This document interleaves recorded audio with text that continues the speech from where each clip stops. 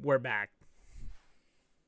We are so back. Ladies and gentlemen, toys and squirrels, I am Andy Hanson. I am coming at you live with I-70 Sports Media. Not live, pre-recorded, but you know what I mean. And I'm so excited just to be back talking with you guys about the St. Louis Cardinals regular season baseball again. And man, was opening day a thriller. We have so much stuff to get into. Different things to talk about. There's also some Sweet 16 action going on that I want to touch on first. Hate to say it, but shout out to the Iowa Hawkeyes. Tried and true to Iowa Stater. I've already mentioned it. Go Cyclones. Big Ames, Iowa guy. Grandparents are from there.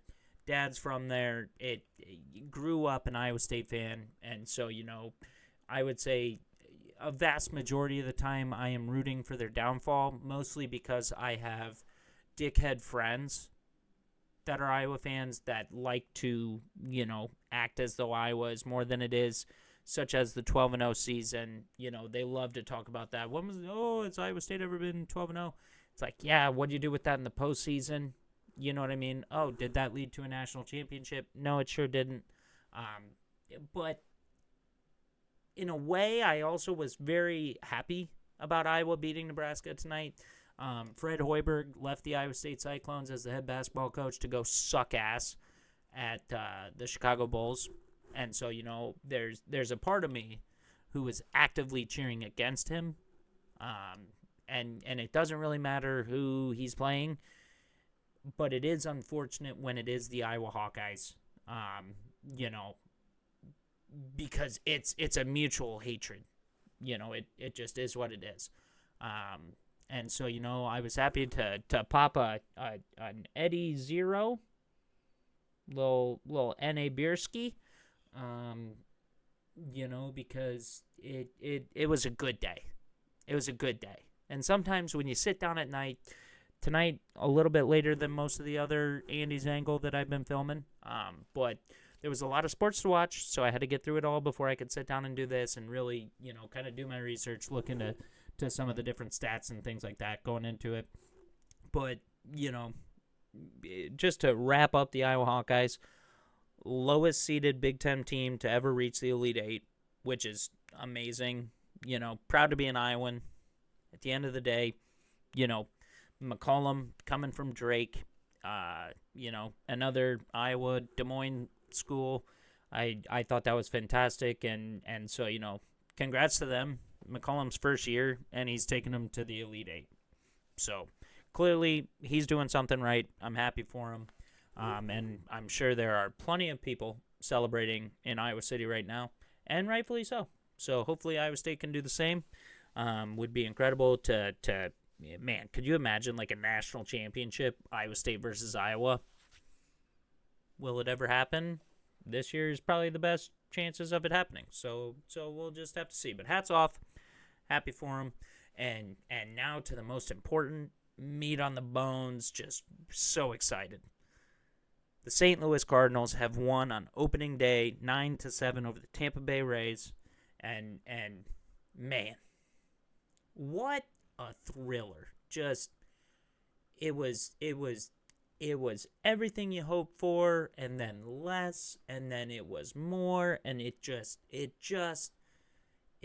you back to the nitty-gritty St. Louis Cardinals baseball. There was small ball, there was long ball, there was so much to watch. And man, I don't even know how many hits was it? 17 hits for the Tampa Bay Rays, 14 hits for the St. Louis Cardinals. 31 hits overall, which is just wild. Wild. But it also made for a super entertaining game. I thought that, right when you thought one team was out, which was the Cards, I mean, hell, we gave up 6 in the 6th. And then next thing you know, you go to the bottom of the inning and we put up 8. And so next thing you know, we win the game 7-9. I I haven't seen a game like that in a long time.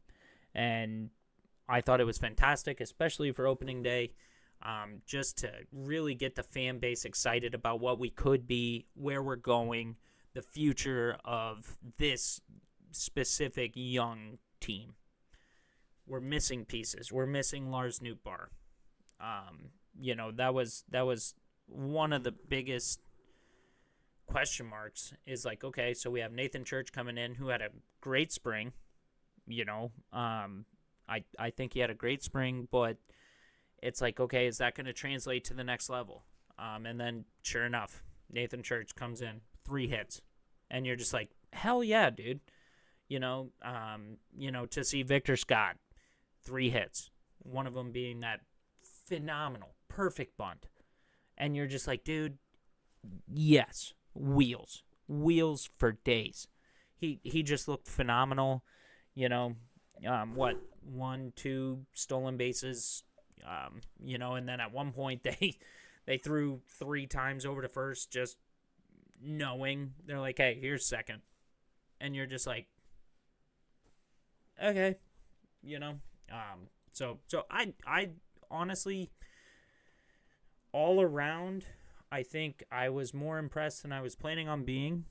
But I think one of the biggest pieces for me, was God bless. I knew, and I called it. This is my Twitter, okay? 11:37 a.m., let's go Birds. Hashtag for the Lou, calling it now. JJ, first career homer in his big league debut. Go get him, kid. And I tell you what, go get him did he. He smoked it to center field. And man, right off the bat, I was just like, that son of a bitch did it. He did it. And he did. And I was so impressed with him.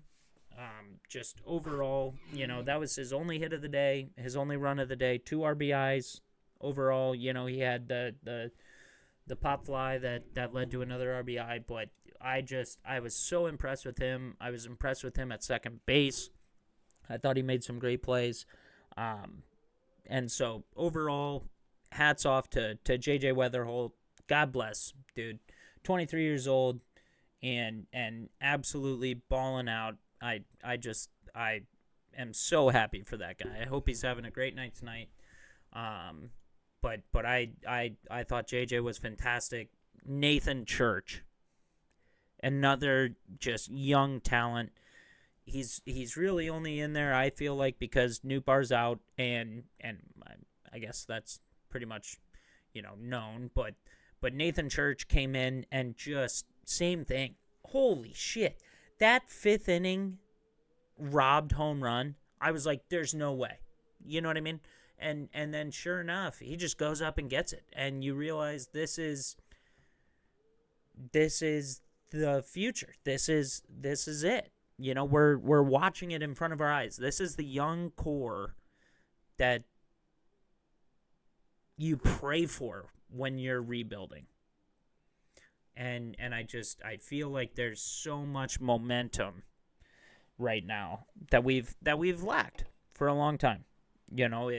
It kind of goes back. It reminds me of, trades in the past where you end up with basically nothing. It's like Dylan Carlson. You end up with nothing.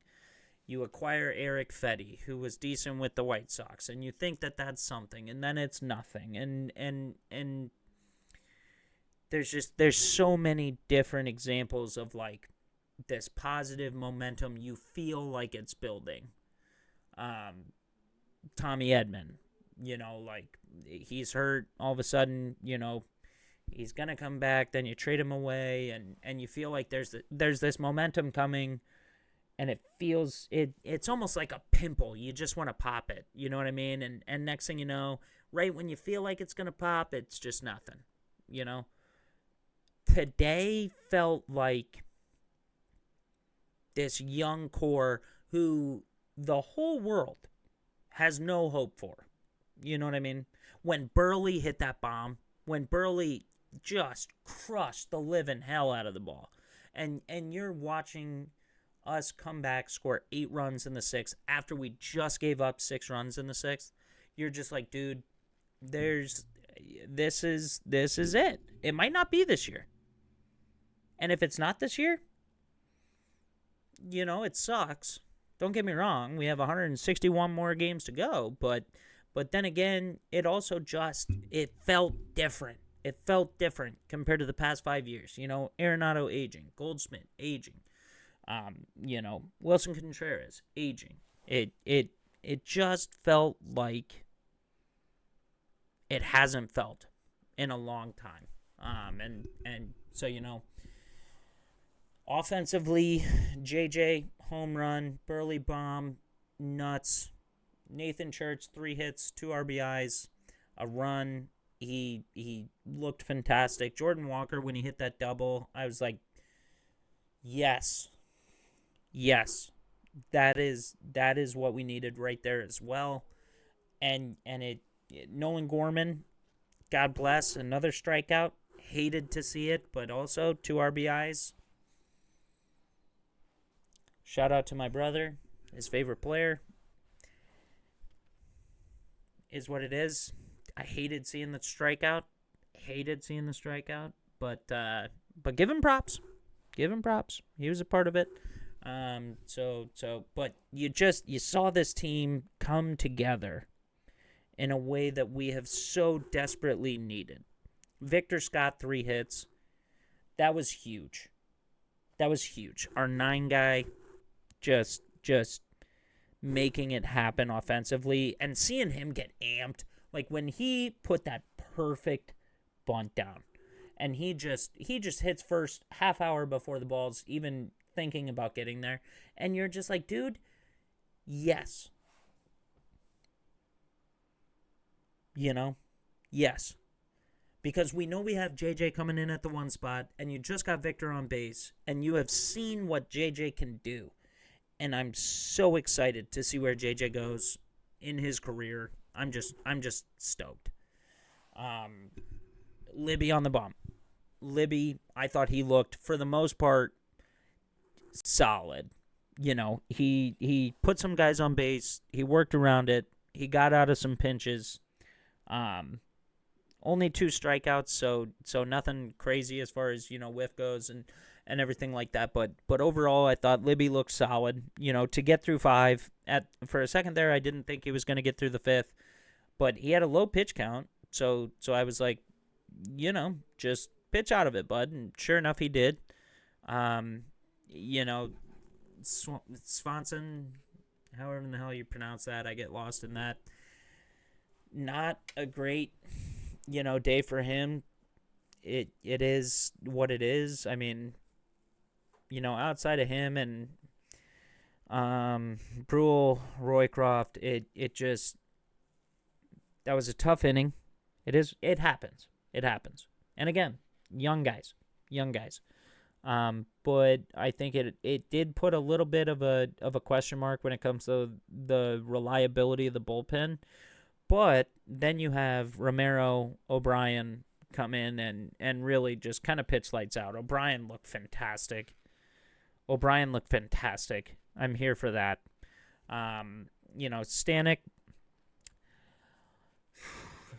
sketchy. But then again, to walk 3 guys and still get out of it was good to see. He worked through it. I think that it reminds you of days of old, and it also just, I don't think he solidified himself as the closer, but then again, at the end of the day, he got it done. He got the job done, so you can't ask for more. Had the 1 strikeout that was pretty impressive. The splitter, didn't have as much command for it as what I'd like to see or what we'd like to see. But then again, I think that overall he got the job done. So what more could you ask for? Man, I don't know. I'm so excited. I'm happy that the Cubs got absolutely dunked on today by the Washington Nationals. And who better to get win number 2 on the year for the Washington Nationals? I hate to say it. 2019 All-Star, Miles Michaelis. Proud, graduate of the St. Louis Cardinals. I was a Miles Michaelis fan for a long time, and unfortunately, did he stink towards the end of his career? Absolutely, with the Cardinals. But he's 37, and he is the number 2 in rotation for the Washington Nationals. So, you know what? I'm cheering for him, bud. Go get those Cubs. Pete Crow Armstrong is always giving him a tough time, so hopefully he doesn't get lit up. But, any damage he could do against a divisional opponent, I'm happy with. But at this point, I'm just so happy to walk out 9-7 victory. That sounds like a terrible football game score, but it's opening day baseball. It's unlike anything else in the world, and so I'm so happy we're back. Tomorrow we're gonna take the day off, regroup, rest, get ready for Saturday, and we will be so back. Iowa State plays tomorrow, 9 p.m. I think Central Time. Tune into that. Maybe we'll hop on, do a little bit of commentary on that, as well as kind of looking forward to Saturday. I think Palante starting Saturday? Cardinals.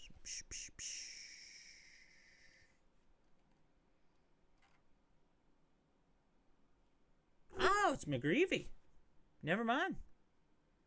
Mike McGreevy. Heck yeah, I'm here for that. So yeah, we'll see about it. We got a lot coming up. We got a lot more to talk about. We got a lot of hype. We have a lot of promise. We have a lot of things to look forward to in the months to come. And who knows? Today gave me hope. Maybe this year is not lost. Maybe the Cardinals could make a run for it. And on top of that, you look over at, the Pittsburgh Pirates, pulling Paul Skeens here in the first inning. Maybe they're not going to be as good as you think. The Cubs getting lit up by Washington, Game 1. Maybe they're not as good as we think. All of a sudden, the Cardinals, I don't know. We'll see. But thank you so much for tuning in again. Andy's Angle, brought to you by I-70 Sports Media. And we'll see you tomorrow. Appreciate you guys. Yay!